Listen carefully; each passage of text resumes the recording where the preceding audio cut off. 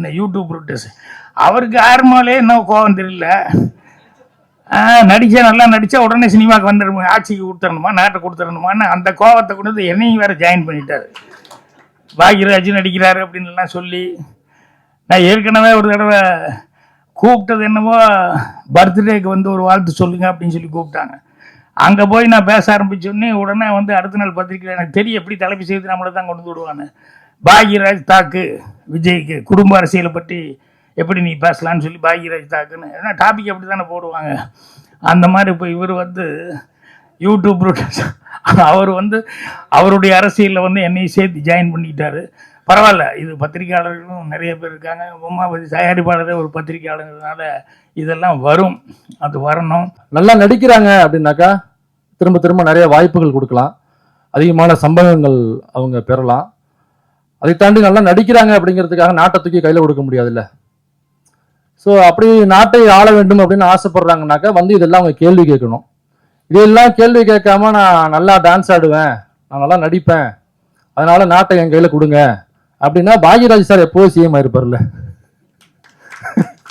இல்லைங்களா?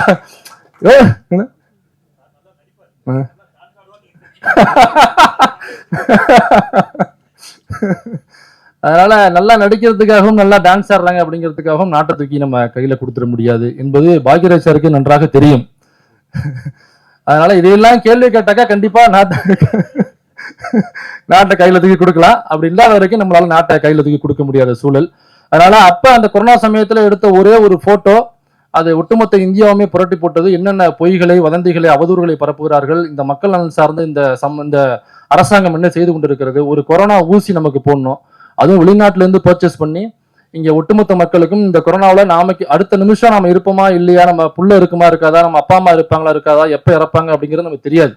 அந்த சமயத்துல ஒரு நாட்டினுடைய ஒரு பிரைம் மினிஸ்டராக இருக்கக்கூடியவர் அல்லது நாட்டை ஆளக்கூடிய அந்த கட்சி தன் நாட்டு மக்களை காப்பாற்றணும் அப்படிங்கிறது அவங்களுடைய முக்கிய நோக்கமாக இருக்கணும். அப்ப அவ்வளவு தடுப்பூசிகளை வந்து எப்படி இலவசமா நம்ம மக்களுக்கு கொடுக்கறது அப்படிங்கிறத அவங்க யோசிக்கணும். அந்த காலகட்டத்துல நாளைக்கு இருப்போமா இல்லையாங்கிறது தெரியாத காலகட்டத்துல அந்த தடுப்பூசிகளை ஒவ்வொரு மாநிலத்துக்கும் இந்த அரசாங்கம் விற்பனை செய்தது. காசு கொடுத்துதான் இங்க உள்ள ஒவ்வொரு மாநிலமும் பர்ச்சேஸ் பண்ணி இங்க உள்ள மக்களுக்கு தடுப்பூசியை போட்டது. தடுப்பூசி பத்தி பேசுறோம், தணிக்கைச்சலம் சர்வர் இல்ல. அதனால இவ்வளவு விஷயங்கள் இருக்கு. இதெல்லாம் கேள்வி கேட்க 36,000 கோடி ரூபாய் இந்த கொரோனா சமயத்துல மக்களுக்கு நலத்திட்டங்கள் செய்யணும், மக்களை காப்பாற்றணும் அப்படின்னு சொல்லி PM கேர்னு போட்டு 36,000 கோடி ரூபாய் வசூல் பண்ணாங்க. மக்களுடைய காசு. ஒருத்தனுக்கும் வருமானம் இல்ல, ஒருத்தனுக்கும் பிசினஸ் கிடையாது, எல்லாம் வீட்டுக்குள்ளதான் உட்காந்துருக்கோம். நம்ம போய் வெளியில அந்த டயத்துல ஏதாவது அரிசியை வாங்கிட்டு வந்தாதான் நமக்கு உணவு, இல்லைனாக்கா அன்னைக்கு முழுக்க நம்ம பட்டினி தான் கிடக்கணும். அன்னைக்கு ஃபுல்லா லாக்டவுன் இருந்துச்சு. அந்த சமயத்துல கையில பையில இருந்ததெல்லாம் நம்ம போட்டு 36,000 கோடி இந்த அரசு கேட்குதுன்னு நம்ம கொடுத்தோம். அந்த 36,000 கோடியை வச்சு ஒட்டுமொத்த இந்தியாவுக்குமே 2 டோஸ் நமக்கு வந்து கொரோனா ஊசி போட்டுருக்கலாம். ஆனா இந்த அரசாங்கம் அந்த 36,000 கோடி என்ன செய்தது, யாருக்கு கொடுத்துச்சு, நம்ம யாருமே சிந்திக்கல. சோ அவர் எடுத்த டேனிஷ் சித்திக்கு எடுத்த ஒரு போட்டோ இந்த சமூகத்தை எப்படி புரட்டி போட்டுச்சோ கொரோனா பீரியட்ல, அப்படியே கொரோனா சமயத்துல எழுதப்பட்ட இந்த கதை கண்டிப்பாக சமூகத்துல ஒரு ஏதோ ஒரு கேள்வியாவது எழுப்பும் அப்படின்னு நான் நம்புறேன். கரெக்டா கனெக்ட் பண்ணதுல கதையை கொண்டாந்து அதாவது கொரோனா சமயத்துல எழுதப்பட்டதுன்னு நினைக்கிறேன். எனக்கு தெரிஞ்சு அது எப்போ ஷூட் பண்ண ஆரம்பிச்சாங்கன்னு தெரியல. கொரோனா சமயத்துல நம்ம வந்து இந்த சமூக இடைவெளியை கடைபிடிச்சோம். இப்போ ஒரு படம் ஷூட் பண்ணா எப்படி இருக்கும் அப்படின்னு அவர் யோசிச்சு அந்த கான்செப்ட்ல அந்த கண்டென்ட்ல எழுதுனது. அப்புறம் திரும்ப எப்போ முடிச்சாங்க, எப்போ ஷூட் பண்ணாங்க அப்படிங்கிற விவரம் எனக்கு தெரியல. ஸோ அப்போ கொரோனா சமயத்துல ஆரம்பிக்கப்பட்ட ஒரு படம் இன்னைக்கு திரைக்கு வர்றதுக்கு தயாராக ஆகியிருக்கிறது. இதே கொரோனா சமயத்துல இன்னொருவரும் ஒரு படம் எடுத்தாரு. அவரு இன்னைக்கு இந்த பூமியில இல்லை, நம்ம எல்லாம் மறந்துருப்போம்னு நினைக்கிறேன். சின்ன ஒரு நினைவூட்டல் தான். அவர் எடுத்த படம் இந்த சமூகத்துல என்ன விளைவை ஏற்படுத்துச்சுன்னா, இந்த அரசாங்கம் என்னென்ன அயோக்கியத்தனங்களை செய்து கொண்டிருக்கிறது, என்னென்ன அக்கிரமங்களை செய்து கொண்டிருக்கிறது, என்னென்ன பொய்களை, வதந்திகளை, அவதூறுகளை இந்த மீடியாக்கள் மூலமாக பரப்பி கொண்டிருக்கிறது அப்படிங்கிறத ஒரே ஒரு போட்டோவை எடுத்து ஒட்டுமொத்த சமூகத்தையும் புரட்டி போட்ட ஒருவர். அதுவும் அந்த கொரோனா சமயத்தில் எடுக்கப்பட்ட ஒரு படம் தான். அவர் பேரு டேனிஷ் சித்திக், ஒரு போட்டோகிராஃபர். ஸோ அவர் திரும்ப மர்மமான முறையில் அவருடைய இறப்பு நடந்துச்சு, நம்ம எல்லாருக்குமே தெரியும். அவர் கிராஸ் ஃபயர்ல அவர் கொல்லப்பட்டார், இறந்து போனார் அப்படிங்கிற தகவல் தான் வந்துச்சு. அதற்கான விசாரணைகள் என்ன, உண்மையிலே கிராஸ் ஃபயர் தானா, அல்லது வேற யாரும் இதுக்குள்ள சதி செஞ்சிருக்காங்களா அப்படிங்கிற தகவல் நமக்கு எதுக்குமே வரல. ஏன்னா எந்த விசாரணையும் இப்போ சரியா நடத்தப்படுறது இல்லை. நமக்கே தெரியும், ஃப்ளைட் கிராஷ் ஆனிச்சு, 241 பேர் நினைக்கிறேன் இல்லைங்களா, ஒரே ஒருத்தர் மட்டும்தான் தப்பிச்சிருக்காரு.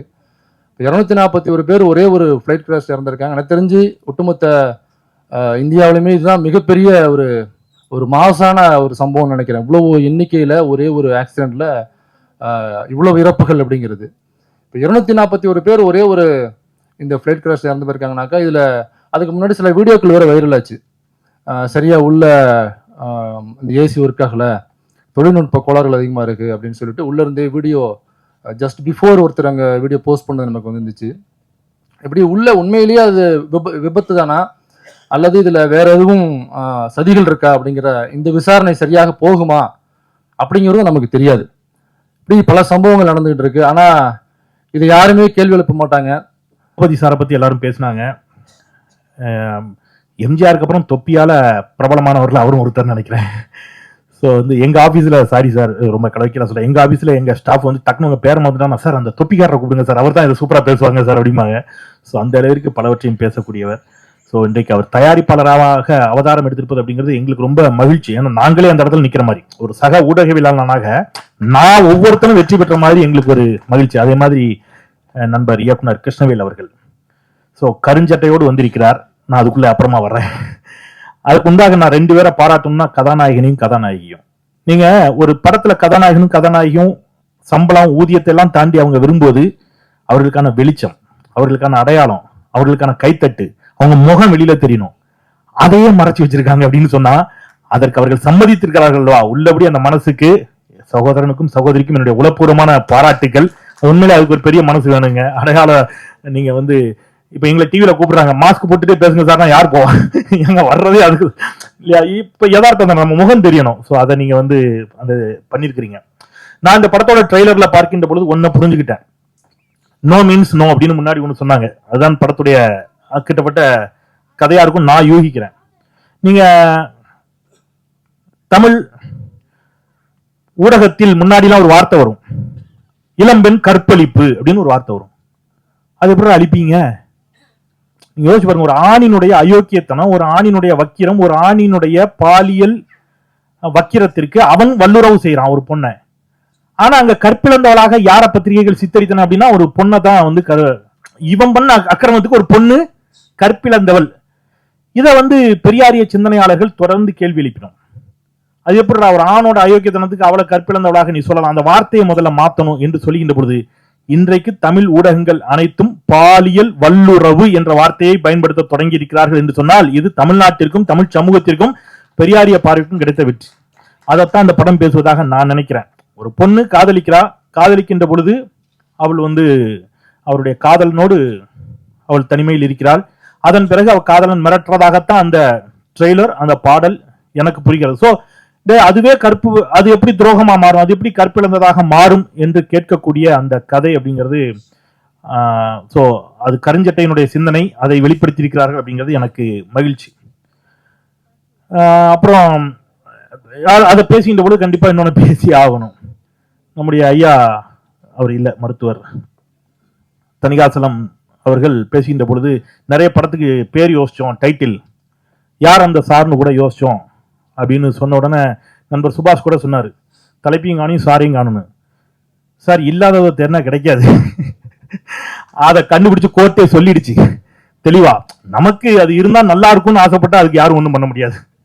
நான் வேணா அந்த படத்துக்கு இன்னொரு தலைப்பை சொல்றேன், யார் அந்த தாத்தான்னு நான் புதிய தலைமுறையில் ஒரு கேள்வி கேட்டேன். அந்த தாத்தாவை தான் இன்னி வரைக்கும் கண்டுபிடிக்க முடியல சார். அந்த தாத்தா யாருன்னு ஒரு பேராசிரியர் சொன்னாங்க. ஒரு மாணவியிடம் பேசினார்கள், ஒரு தாத்தாவோட அட்ஜஸ்ட் பண்ணிக்கணும்னு. நீங்க வேணா அடுத்த முறை படம் எடுக்கும்போது யார் அந்த தாத்தான்னு வைங்க, தாத்தாவை தான் இன்னி வரைக்கும் காணல. சாரை கண்டுபிடிச்சிட்டாங்க, அவருக்கு 30 ஆண்டு நீதிமன்றம் சிறை தண்டனையும் கொடுத்து விட்டது அப்படிங்கறதையும் சொல்லிட்டு, சோ பெண்கள் சார்ந்து பெண்கள் நான் ஓகே தாத்தா எங்க இருக்காருன்னு தெரியல, நான் சொன்ன தாத்தா இருக்கிறாருன்னு அவங்க சொல்றாங்க, தெரியல. ஓகே அவர் தான் அந்த தாத்தாவா தெரியல, ஓகே இருக்கட்டும். பட் இந்த மாதிரியான படங்கள் ஒரு ஒரு சிறிய பட்ஜெட்ல அல்லது புதிய முகங்களோடு வரக்கூடிய படங்கள் பேசுகின்ற அதனுடைய பேசு பொருளுக்காக தமிழ்நாட்டில் நிச்சயம் வெற்றி பெற்றிருக்கிறது. நீங்க காக்கா முட்டை அப்படி ஒரு பெரிய வெற்றியை பெற்றுச்சு. சமீபத்துல டூரிஸ்ட் ஃபேமிலி ஒரு பெரிய வெற்றி. நீங்க வந்து மஞ்சுமல் பாய்ஸே தமிழ்நாடு கொண்டாடியது. அதனால வந்து மிகப்பெரிய நடிகர்கள் நடித்த படம் தான் வெற்றி பெறும் அல்லது பெரிய பட்ஜெட்ல அப்படிலாம் இல்ல. நல்ல கதையை சொல்லக்கூடிய எந்த படமாக இருந்தாலும் தமிழ் சமூகம் அதை வரவேற்க எப்பொழுதும் தயாராக இருந்திருக்கிறது. அந்த அடிப்படையில் நிச்சயம் இந்த படம் ஒரு மிகப்பெரிய வெற்றியை பெறும் என்ற நம்பிக்கையோடு நான் படக்குழுவினர் அத்தனை பேருக்கும், என்னுடைய நண்பர் இனிய நண்பர் உமாவதி அவர்களுக்கும், கிருஷ்ணவேல் அவர்களுக்கும், குறிப்பாக பாடலாசிரியர் விவேகா இன்னைக்கு பாடல் வெளியீடு, ஸோ அவருக்கும் பாடல் வரிகள் மிக சிறப்பாக இருந்துச்சு, இசையமைப்பாளர் அத்தனை பேருக்கும் என்னுடைய நெஞ்சம் நிறைந்த வாழ்த்துக்களை சொல்லி, பத்திரிகையாளர்கள் நிறைய பேர் வந்திருக்கிறாங்க, அரசியல் பரபரப்பு இருக்கும் அப்படின்னு தொகுப்பாளர் சொன்னாரு. அத நம்முடைய நண்பர் உமாவதியினுடைய நலன் கருதி நான் அந்த பரபரப்புகளை அதிகம் ஏற்றாமல் விடைபெறுகிறேன். நன்றி. இந்த ஹும்ங்கிறது எப்படி சொல்றதுன்னு தெரியல எனக்கு. ஏன்னா ஹூங்கிறதுல ஏகப்பட்ட மாடுலேஷன் இருக்குது. அது வந்து சாதாரணமாக சொல்லி மாதிரி ஹூம் அப்படிங்கிறது அல்ல. இப்படின்னு ஆரம்பித்தோம்னா அதில் அவ்வளவு மாடுலேஷன் இருக்குது. அது எத்தனை சிச்சுவேஷன் இருக்குதோ அந்த சிச்சுவேஷனுக்கு தகுந்த மாதிரிலாம் அந்த ஹூம் இழுக்கலாம். அப்படி ஒரு அழகான டைட்டில் அந்த திரைப்பட விழாவுக்கு வந்திருக்கும். மரியாதைக்குரிய பத்திரிகை நண்பர்கள், ஊடக நண்பர்கள், அப்புறம் பத்திரிகையிலே ரொம்ப முக்கியமானவர்கள் என்னுடைய நண்பர் சுபாஷ் அவர்கள் வந்திருக்காரு. அவர் உட்பட அனைவருக்கும் என்னுடைய பணிவான வணக்கம். அதே மாதிரி தயாரிப்பாளர் உமாபதியிலிருந்து டைரக்டர் கிருஷ்ணவேலிருந்து அந்த டெக்னீஷியன்ஸ் எல்லாத்துக்கும் என்னுடைய பணிவான வணக்கம். வாழ்த்த வந்திருக்கும் உங்களுக்கும், என்னை ஏறக்கூடிய எல்லாருமே பத்திரிகையாளர்கள் எல்லாத்துக்கும் என்னுடைய பணிவான வணக்கம் தெரிவிச்சுக்கிறேன். வழக்கமாக எந்த ஃபங்க்ஷன் இருந்தாலும் இந்த மாதிரி ஆடியோ ஃபங்க்ஷனில் நான் பொறுமையாக எல்லோரும் பேசுகிறதெல்லாம் கேட்டு கடைசியில் தான் நான் பேசுவேன். அப்படி தான் வருவேன், எந்த வேலையும் வச்சுக்க மாட்டேன். இன்றைக்கி குடும்பத்தில் ஒரு நிகழ்வு அது போகலைன்னா பெரிய தகராறாகி போகும். அதனால் பேர குழந்தைய வச்சுட்டு எல்லாம் ஹோட்டலில் உட்காந்துருக்காங்க. புறப்படும் போது சொல்லிட்டாங்க 7:30 புறப்பட்டு வந்துருங்கன்னு. ஆனால் முடியல. ஸோ அதனால தான் நான் கொஞ்சம் முன்னால் பேச வேண்டி வந்துடுச்சு. என்ன பேசுறது, உமாபதி அவர்களை பற்றி பேசுறதுன்னு அவர் பேச சொல்லி நான் எப்போவுமே கேட்டுக்கிட்டு இருப்பேன். ஏன்னா அந்தளவு அவர் இந்த சுபாஷ் இவங்கெல்லாம் பேசினாங்கன்னா அவ்வளோ விஷயங்கள் நமக்கு கிடைக்கும். அந்த அளவுக்கு எதை பற்றி பேசுறதுனாலும் எதை பற்றி ஹிண்ட் வேணுனாலும் நம்ம எதாவது கேட்டோம்னா அவங்க பாட்டில் அப்படி சொல்லிகிட்டு இருப்பாங்க. அவரை பற்றி முதல்ல பேச ஆரம்பித்து ஒருத்தர் சொன்னார், என்னென்னா எனக்கு அதிர்ச்சியாக இருந்தது, என்னென்னா உமாபதி வந்து ப்ரொடியூசர் அப்படின்னு சொல்கிறது அப்படின்ட்டு. இயக்குனராக தான் வர்றது ரெடியாக இருந்தார், ப்ரொடியூசராக வந்துட்டார் அப்படின்னு சொல்லிட்டு. உங்களுக்கு அதிர்ச்சியா? இல்லை, யார் எப்படி இருப்பாங்க என்ன சொல்ல முடியாது, எப்போ எது வெளிப்படுன்னு சொல்ல முடியாது. நம்ம ரொம்ப சாதாரணமாக நினைப்போம். என்னுடைய தயாரிப்பாளர் ஒருத்தர் தூரம் நின்று வச்சு படத்தினுடைய தயாரிப்பாளர் நஞ்சப்பன் அப்படின்னு சொல்லி, அவர் ஊரில் அவங்க காய்கறி கடை வச்சுருந்தார், ஹோட்டல் வச்சுருந்தாங்க. அவங்க அம்மா தான் காய்கறி வியாபாரத்துலேருந்து தான் ஒவ்வொன்றா பண்ணி அவரை ஓரளவு கொண்டு வந்து கடைசியில் அந்த அம்மா கஷ்டப்பட்டு சம்பாதிச்ச காசு பூரா இங்கே எடுத்துகிட்டு வந்து படம் எடுக்கிறேன்னு சொல்லி விட்டார்.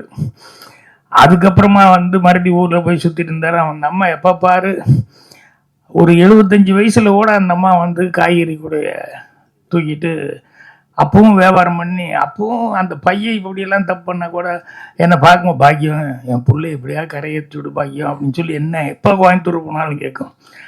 அவருக்கு படிப்பெல்லாம் கிடையாது. நாடகம் போடுற கலைதந்த காணிக்கை நாடகம் மன்றம்னு ஒரு நாடகம் மன்றம் வச்சுட்டு அதில் மறுபடியும் நாடகம் பண்ணலாம், ஊராக போய் நாடகம் போட்டுக்கிட்டு அப்புறம் சினிமாலையும் காசு விட்டு, அப்புறம் அவ்வளோ படிப்பு இல்லை ஒன்றும் இல்லை. ஆனால் அந்த அம்மா வந்து அவ்வளோ கேட்குறாங்களேன்னு சொல்லிட்டு சரி கரையேற்றி விடணும்னு சொல்லி சரி வாங்க அப்படின்னு சொல்லி தான் அவருக்காக தூரம் நின்று போச்சு பூஜைக்கு போட்டேன். அவருக்கு படிப்பு இல்லை, எந்த நாலேஜ் இல்லை, ரொம்ப எதார்த்தம். நான் டிஸ்கஷன் உட்காந்துருப்பேன், பசங்களோட உட்காந்து டிஸ்கஷன் பேசிட்டு இருக்கும்போது எல்லா அசிஸ்டண்ட்டும் ஒரு 6-7 பேர் எதிர்த்தாப்புல வரிசையாக உட்காந்துருப்பாங்க. ஏதோ நல்ல சீன் ஒன்று பேசிட்டு இருக்கும்போது இப்படி பார்த்தா ஒவ்வொருத்தரும் ஏதோ அப்படிமா அப்புறம் அப்படி நிறுத்திக்குவாங்க. என்ன சீனுக்கு ரியாக்ஷனே இல்லை, ஒவ்வொருத்தரும் எங்கேயோ கதவுக்கிட்ட பார்க்குறேன் என்ன அதுன்னு சொல்லிட்டு பார்த்தா இங்கே இருக்கிறவங்க ஒவ்வொருத்தரும் ரியாக்ஷன் கதவுக்கிட்ட எட்டி பார்த்தா அவர் நஞ்சு பண்ணிட்டு இருப்பார். என்னென்னா மத்தியான சாப்பாட்டுக்கு என்ன வேணும், ஏன்னா எங்கிட்ட நேரடியாக கேட்டால் நான் கத்துவேன், டிஸ்கஷன் இருக்கும்போது இதுதான் முக்கியமான திட்டுவேன்னு சொல்லிட்டு. இவர் வந்து அந்த கதவை லேசாக திறந்துக்கிட்டு அங்கே இருக்கிற ஒவ்வொரு அசிஸ்டண்ட்டுக்கிட்டையும் என்ன அப்படின்னு சொல்லி கேட்பாரு. ஒருத்தர் இப்படிம்மா, இன்னும் கோழியா, ஒருத்தர் இப்படிம்மா மீனா, இது மாதிரி எல்லாம் சிக்னல் பண்ணிக்கிட்டு இருப்பாங்க மத்தியான சாப்பாட்டுக்கு. இதை கண்டுபிடிச்சிட்டு பிடிச்சி கற்றுன்னு கற்றுனேன். இல்லை நீ வேலையிலேயே இருந்துருப்ப, அவங்களுக்கெல்லாம் பசிக்குமில்ல. இவர் என்ன ஒரு சிக்கலில் மாட்டி விட்டார். என்னென்னா அந்த படத்தை விற்கும் போது வந்து ஒருத்தர் கொடுத்துட்டோம்னா இன்னொருத்தர் கொடுக்கக்கூடாது. இவர் வேற எங்கேயோ வியாபாரம் பண்ணும்போது எஃப்எம்எஸ்ன்னு ஏதோ விற்றுட்டார். அந்த படத்தை ஓவர்சீஸ் கொண்டு போய் ஒருத்தர் கொடுத்துட்டார். அப்போ இவர் கூப்பிட்டு என்கிட்ட, என்னங்க உங்கள் ப்ரொடியூசர் இப்படி பண்ணிட்டாரு, என்னென்னா இப்படி ஓவர்சீஸ் இப்படி விற்றுட்டாரு அப்படின்னு சொன்னோன்னு எனக்கு ரொம்ப என்னடா இப்படி போய் மாட்டிக்கிட்டேன்ட்டு, ஒரு விஷயம் தெரியாமல் ஏதாவது பண்ணிட்டாரு. இல்லைங்க ஒரு படிப்பு இல்லை, எதார்த்தமாக தெரியாமல் பண்ணிட்டாரு அப்படி இப்படின்ட்டு. இல்லை என்னதான் இருந்தாலும் அவர் வந்து இங்கே வர சொல்லுங்கள், தெரியாமல் பண்ணிட்டேங்கிறத சொல்லுங்கள் அப்படின்னு. அப்புறம் இங்கேருந்து அவர் நேராக அவர் அனுப்பிச்சுட்ட, போங்க சாரி சொல்லிட்டு வாங்கன்னு. இவர் போனோடனே அங்கே கேள்வி கேட்டிருக்காரு, என்னென்ன எதுக்கு என்னை கூப்பிட்டு விட்டீங்கன்னு. இந்த மாதிரி ஓவர்சீஸ் நீ எப்படி விற்கலாம், ஓவர்சீஸ் விற்கக்கூடாது, ஏற்கனவே கையெழுத்து போட்டு கொடுத்துட்டியா அப்படின்னு. இவர் ஓவர்சீஸ்னால் என்னன்னு கேட்டிருக்காரு. இந்த ஓவர்சீஸ்னால் கடல் கடந்து போகிறது அப்படின்னு உடனே ஒரு கேட்டிருக்காரு.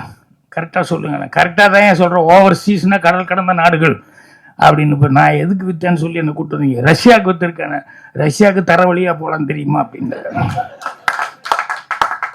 இந்த ஆள் கம்யூனிஸ்ட் கட்சியில் இருந்தால் அதனால் இதெல்லாம் தெரிஞ்சு வச்சுருக்காரு.